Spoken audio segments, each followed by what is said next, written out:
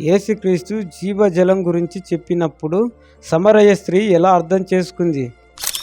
యేసుక్రీస్తు జీవజలం గురించి చెప్పినప్పుడు సమరయ స్త్రీ ఆ మాటలను పూర్తిగా అపార్థం చేసుకుంది. అది ఎలాగంటే, ఆ రోజుల్లో వాగులాగా లేక నదిలాగా ఎప్పుడు ప్రవహిస్తూ ఉండే నీటిని జీవజలం అని పిలిచేవారు.